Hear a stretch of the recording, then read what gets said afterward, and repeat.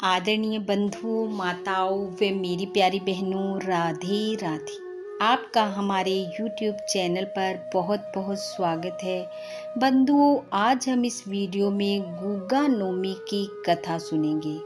कथा सुनने के बाद यदि आप हमारे चैनल पर नए हैं तो हमारे चैनल को सब्सक्राइब करें, बेल आइकन को प्रेस करें ताकि हमारी वीडियो के नोटिफिकेशन सबसे पहले आप तक पहुंचे। वीडियो को शेयर व लाइक भी जरूर करें। बंधुओं, भाद्रपद माह की कृष्ण पक्ष की नवमी को गुग्गा नवमी के रूप में मनाया जाता है, यानी कि जन्माष्टमी के अगले दिन, जो कि इस बार वर्ष 2020 में 13 अगस्त दिन वीरवार को यानी कि आज है। बंधुओं, गुग्गा देवता की पूजा श्रावण मास की पूर्णिमा यानी कि रक्षा बंधन से शुरू हो जाती है, जो कि भादों की कृष्ण पक्ष की नवमी तिथि तक चलती है। इसलिए इसे गुग्गा नवमी के नाम से जाना जाता है। गुग्गा देव को नागों के देवता के रूप में पूजा जाता है, इसलिए इस दिन गुग्गा देवता व नागों की पूजा की जाती है। इस दिन महिलाएं दीवार को गेरू से पोतकर कच्चे कोयले को कच्चे दूध में घिसकर दीवार पर नागों की आकृति बनाती हैं। फिर रोली मोली चावल से उनकी पूजा की जाती है। कच्चे दूध के छींटे दिए जाते हैं। गुलगुले, पूरी, चूरमा बनाकर भोग लगाया जाता है। कुछ लोग कच्चा नारियल और सेवियों की खीर बनाकर भोग लगाते हैं। पूजा करने के बाद गुग्गा देवता की कथा सुनी जाती है। इस दिन गुग्गा कथा को गाने वाली मंडलियां घर घर जाकर गुग्गा देवता का गुणगान करती हैं। इस दिन गुग्गा मड़ी की मिट्टी घर पर लाकर रखने से नागों के भय से मुक्ति मिलती है। मान्यता के अनुसार जो गुग्गा देवता की पूजा करता है, मड़ी की मिट्टी घर पर लाकर रखता है, गुग्गा देव की कथाओं का श्रवण करता है, वह नागों के भय से तो मुक्त होता ही है, साथ ही उसके घर पर गुग्गा देवता की कृपा से सुख, समृद्धि व खुशहाली बनी रहती है। आइए अब सुनते हैं गुग्गा देव की कथा। प्राचीन कथा के अनुसार राजस्थान के ददरेवा पर राजा जेवर शासन करते थे। उनकी 2 रानियां थीं, जिनके नाम काचला और बाचला था। दोनों रानियों के ही कोई संतान नहीं थी। एक दिन गुरु गोरखनाथ राजा जेवर के राज्य में आए और उन्होंने शहर से बाहर अपना डेरा डाल लिया। गुरु गोरखनाथ जी का एक शिष्य घनेरिया भिक्षा मांगने के लिए शहर के भीतर आया और भिक्षा मांगने के लिए वह राजा जेवर के महल में भी पहुंच गया। रानी बाचला ने शिष्य को भिक्षा के रूप में बहुत सा धन देना चाहा, लेकिन शिष्य ने कहा उसे धन की नहीं बल्कि इतना अनाज चाहिए जितना उसका पात्र है। रानी बाचला ने अहंकारवश कहा, हमारे महल में तो अनाज के भंडार भरे पड़े हैं, तुम्हारे इस भिक्षा पात्र में कितना अनाज आएगा। यह कहकर जब रानी बाचला ने भिक्षा पात्र में अनाज डाला तो पात्र भरने का नाम ही न ले। शीघ्र ही रानी को समझ आ गया कि ये कोई साधारण भिक्षुक नहीं है। वह उसके चरणों में गिर पड़ी और बोली, मेरी कोई संतान नहीं है, मुझ पर कृपा करो, मुझे संतान की प्राप्ति हो जाए। तब शिष्य ने कहा, हमारे गुरु गोरखनाथ जी तुम्हारे राज्य में आए हुए हैं, तुम कल सुबह उनसे जाकर मिलो, वह तुम्हारी ये मनोकामना अवश्य पूरी करेंगे। ऐसा कहकर वह शिष्य चला गया और ये बात राजा जेवर की दूसरी रानी काचला ने भी सुन ली। और अगली सुबह वह रानी बाछला से पहले ही गुरु गोरखनाथ जी के पास पहुंच गई और उसने उनसे संतान प्राप्ति के लिए 2 फल भी प्राप्त कर लिए।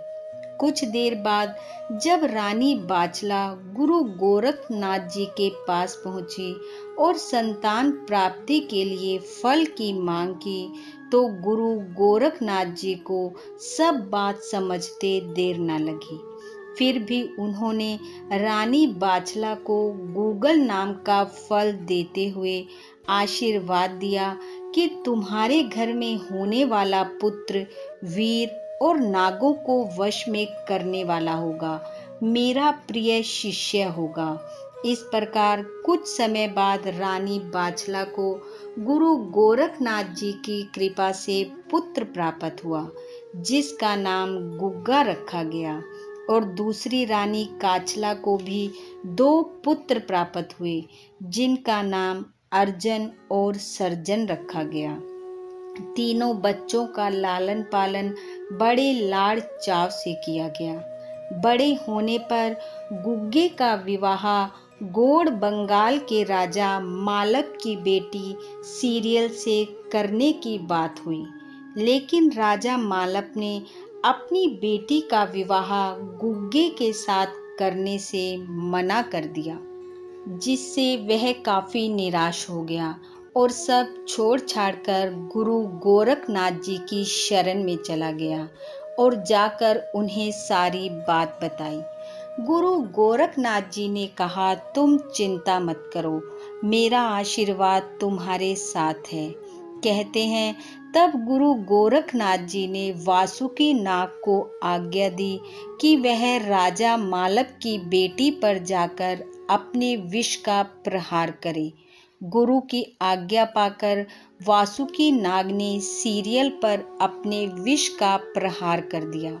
राजा ने बड़े बड़े वैद्यों को बुलाकर अपनी बेटी का इलाज करने को कहा, लेकिन जब सभी वैद्य इलाज करने में निष्फल रहे तो गुरु गोरखनाथ जी की आज्ञा से वासुकी नाग, जो राजा के यहाँ रूप बदल कर उपस्थित था, उसने राजा से कहा कि गुरु गोरखनाथ जी का शिष्य गुग्गा इस विष को उतारने का मंत्र जानता है, अतः तुम्हें उससे ही मंत्र जाप करवाना चाहिए।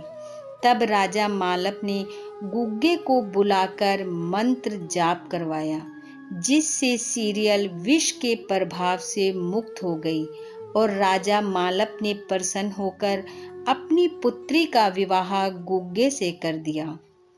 जब गुग्गा बंगाल से विवाह करके वापस लौट रहा था तो रास्ते में दोनों सौतेले भाइयों अर्जन और सर्जन ने राज्य हड़पने के लालच में आकर गुग्गे पर आक्रमण कर दिया और उसे मारना चाहा, पर जिस पर गुरु गोरखनाथ जी का आशीर्वाद हो उसका कोई कुछ नहीं बिगाड़ सकता। गुग्गे ने शीघ्र ही उन दोनों को मार दिया और अपनी पत्नी सहित घर पहुंचा। लेकिन जब रानी बाछला को पता चला कि इसने अपने ही भाइयों को मार दिया तो उसने उसे घर से यह कहकर निकाल दिया कि अब वह दोबारा उसे अपनी शक्ल ना दिखाए। माँ द्वारा घर से निकाले जाने पर गुग्गा दुखी हो गया और धरती माँ से प्रार्थना करने लगा कि अब वह ही उसे अपने भीतर शरण दे। तब धरती माँ ने कहा कि मैं सिर्फ मुसलमान को ही अपने में समाने की इजाजत देती हूँ। तू हिंदू है और हिंदू धर्म के अनुसार तो अग्नि दी जाती है। कहते हैं गुग्गा जी ख्वाजा रतन हाजी बठिंडा जाकर मुरीद बने, जाहर पीहर के नाम से मशहूर हुए और फिर धरती में समा गए। बांगड़ राजस्थान में आज भी गुग्गा मड़ी पर बहुत भारी मेला लगता है, जहां गुग्गा जी समाये थे। ऐसी मान्यता है कि वहां मन्नत मांगने वाले की हर मन्नत पूरी होती है और कहा जाता है कि सर्पदंश से पीड़ित व्यक्ति को यहाँ लाने पर उसके शरीर से सर्प का विष समाप्त हो जाता है। मणि की मिट्टी घर पर लाकर रखने से सर्प भय समाप्त हो जाता है और हर वर्ष लोग यहाँ दूर दूर से माथा टेकने आते हैं। हिंदू लोग इन्हें गुग्गा वीर और मुसलमान गुग्गा पीर के नाम से पुकारते हैं। इसी के साथ बंधुओं, आप सबका बहुत बहुत धन्यवाद। राधे राधे।